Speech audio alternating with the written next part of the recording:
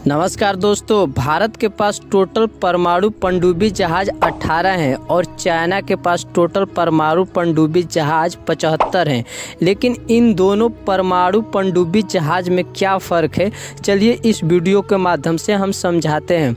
शुरू करते हैं अपने इंडिया देश से। अपने इंडिया देश की जो परमाणु पनडुब्बी जहाज है, उनकी खासियत है कि वो जब पानी के अंदर चलती है तो बैटरी और जनरेटर के माध्यम से चलती है।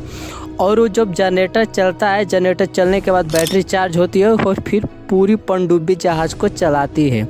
लेकिन सबसे इंटरेस्टिंग बात यह है कि जो भारत की पनडुब्बी है वो हर 36 घंटे के बाद ऊपर निकल के एक बार ऑक्सीजन हवा लेती है। ये आखिरकार ये हवा क्यों लेती है हर 36 घंटे के बाद ऊपर निकलने पर?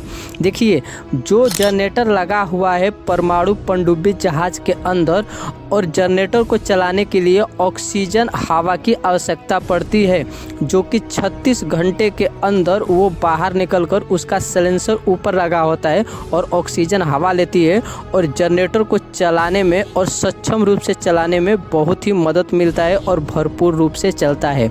लेकिन अगर आप चाइना की पनडुब्बी के बारे में आप जानिएगा तो सुन के हैरान हो जाइएगा। लेकिन एक बात और हम आपको बता देना चाहते हैं कि भारत के पास टोटल 18 परमाणु पनडुब्बी हैं, लेकिन उसमें से 12 रिटायरमेंट हो चुकी हैं और 6 सिर्फ चालक के रूप में बची हैं। और 12 पनडुब्बी को जबरन चलाया जा रहा है हमारे इंडिया के अंदर।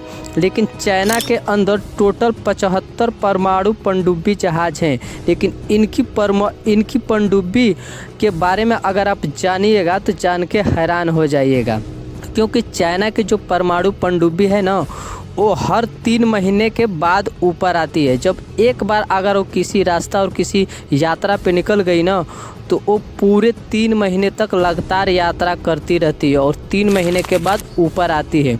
और 3 महीने के बाद ऊपर आने का उसका रीज़न ये होता है कि हर 3 महीने के बाद उसका एनफ टाइम होता है और ऊपर आकर उसको खाना लेना होता है, क्योंकि आप ज़्यादा दिन तक स्टोर कर उसमें खाना नहीं रख सकते हैं, क्योंकि उसमें तो परमाणु बम लगा पड़ा है, उसमें परमाणु बम रखा गया है परमाणु पनडुब्बी जहाज़ में।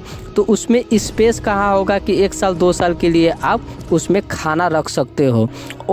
इसलिए वो 3 महीने के बाद ऊपर आकर खाना लेती है। लेकिन चाइना की परमाणु पनडुब्बी के बारे में बताया जाता है कि एक बार अगर वो यात्रा पे निकल गई तो पूरे 9 साल तक उसे ईंधन की आवश्यकता नहीं पड़ेगी, क्योंकि चाइना वाले इस परमाणु पनडुब्बी को ऐसे डिज़ाइन किए हैं और इस तरीके से बनाए हैं कि वो 1 किलो यूरेनियम अगर उसमें डाल दिया जाए तो पूरे 9 से लेकर 10 साल तक उसे ईंधन की आवश्यकता नहीं पड़ेगी और लगातार चलती रहेगी। सबसे इंटरेस्टिंग बात यह है कि अगर आप नहीं जानते हैं कि यूरेनियम क्या होता है, तो आपको एक हम छोटा सा एग्जाम्पल के थ्रू समझा देते हैं। अगर 1 किलो यूरेनियम है और 27 लाख किलो अगर कोयला है, अगर दोनों को एक साथ जला दो तो 27 लाख किलो कोयला को जितना दिन समय लगेगा जलने में, उतना दिन समय लगेगा 1 किलो यूरेनियम को जलने में। तो आप सोच सकते हो कि चाइना वाले ने किस तरह से अपने परमाणु पनडुब्बी की डिज़ाइन की है कि 1 किलो यूरेनियम डालने के बाद वो 9 से लेकर 10 साल तक पूरी लगातार चलती रहेगी। और उनके पास जो 75 परमाणु पनडुब्बी हैं, सारी एक्टिव रूप में है, कोई रिटायरमेंट नहीं लिया है। तो चाइना और इंडिया के पास परमाणु पनडुब्बी कितनी है आप तो जान गए हैं। और अगर आप ये भी बात जानोगे तो मुख्य रूप से हमारे देश में 6 ही परमाणु पनडुब्बी जहाज हैं, जिसमें से तो 12 रिटायरमेंट हो गए हैं। अगर वीडियो इन्फॉर्मेटिव लगा हो तो शेयर एंड सब्सक्राइब ज़रूर करना।